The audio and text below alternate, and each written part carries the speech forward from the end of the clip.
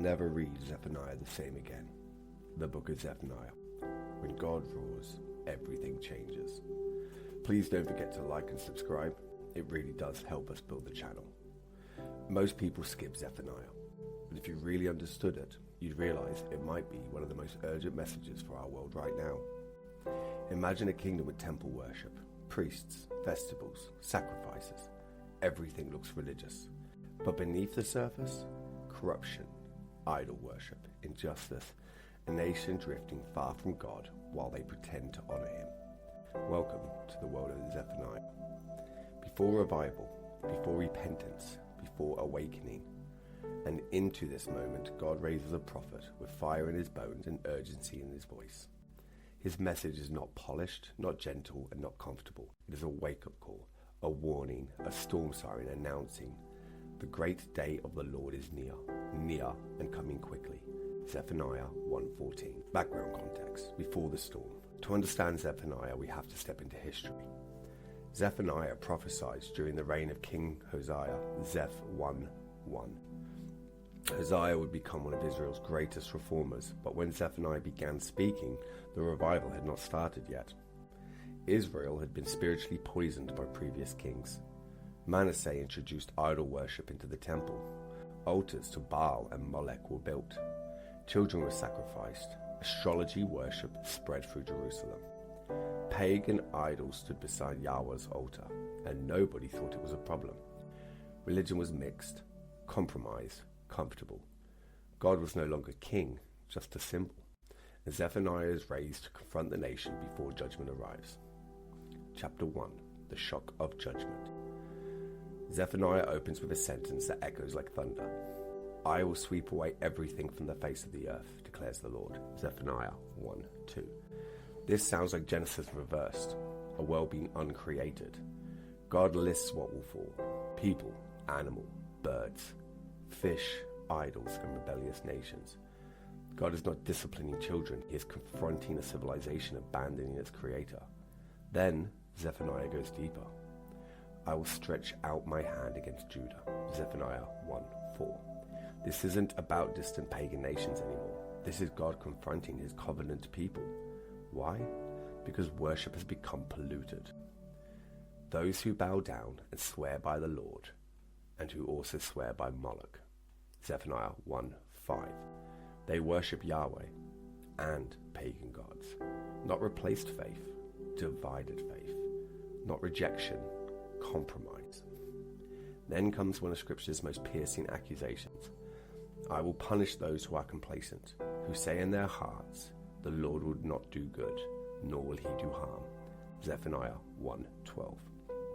What does this mean? God doesn't matter, God doesn't act, life just goes on. This is spiritual numbness, a generation with theology in its mouth, but unbelief in its lifestyle. Zephaniah warns, the day of the Lord is near. Zephaniah 1:14. He describes a day with terrifying poetry, a day of wrath, a day of distress, a day of darkness, a day of trumpet blast against fortified cities. Zephaniah 1:15-16. This is not chaos without purpose. It is judgment with meaning. The message is clear. God will not ignore evil. He will confront injustice. He will shake the world awake. Chapter 2. The Call to Return. After judgment comes invitation. Zephaniah calls the people to respond. Gather together. Seek the Lord. Seek humility. Seek righteousness. Zephaniah 2:1-3. This is one of the Bible's first national altar calls. It is God saying, it's not too late. Salvation is offered before destruction. Then Zephaniah expands the vision. Judgment will also come to Philistia, Moab, Ammon, Cush, and Assyria. These weren't random nations. Each symbolized pride, cruelty, or rebellion against God. But then a surprising promise appears. Even as nations fall, the remnant of Judah shall inherit. Zephaniah 2:7, meaning God always preserves a people who remain faithful, even in times of spiritual decline. Chapter 3, the turning point. Chapter 3 opens with another confrontation. Woe to the city of oppressors, rebellious and defiled. Zephaniah 3:1. Jerusalem, the city meant to reflect God's glory, had become unjust, proud and corrupt. Leaders abused power, prophets spoke lies, not truth, priests violated the sacred. Yet, hear this. The Lord within her is righteous, he does no wrong. Zephaniah 3:5. Meaning, even when God's people fail, God remains faithful. And then suddenly, like dawn after a storm, the tone changes from judgment to rebuilding. God declares, I will remove the proud. Zephaniah 3:11. And I will leave you in your midst a humble and lowly people who trust in the name of the Lord. Zephaniah 3:12. This is revival. This is purification. This is God restoring what sin corrupted. The climax, God sings. And then from the ashes of judgment comes one of the most breathtaking promises in Scripture. The Lord your God is with you, the mighty warrior who saves you. He will rejoice over you with gladness. He will quiet you with his love. He will rejoice over you with singing. Zephaniah 3:17. Not a God of distance, but a God who delights in his people.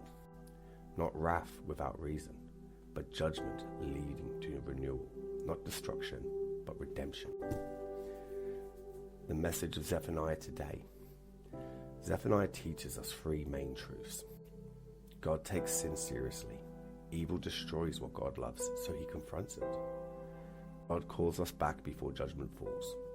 Grace always comes before wrath. For those who seek him, hope remains.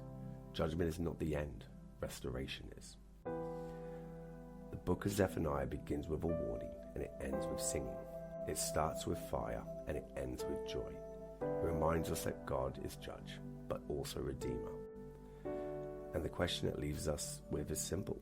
Are we living asleep or awake? Compromising or surrendered? Complacent or seeking the Lord? Because the message of Zephaniah is not fear the day of the Lord. It's be ready. He is coming. Thank you so much for watching this deep dive into the book of Zephaniah. If it's helped you understand Scripture in a clearer and more meaningful way, I'd love to hear your thoughts in the comments. Was there a verse or a theme in Zephaniah that stood out for you the most? Let me know. I read every comment. And if you haven't already, make sure to like this video, subscribe, and turn on notifications so you never miss future Bible studies. There's still so much more to unpack as we continue exploring the prophets, and trust me, the journey only gets richer from here. Thank you again for being here. Until next time, stay curious, stay grounded, and keep seeking truth.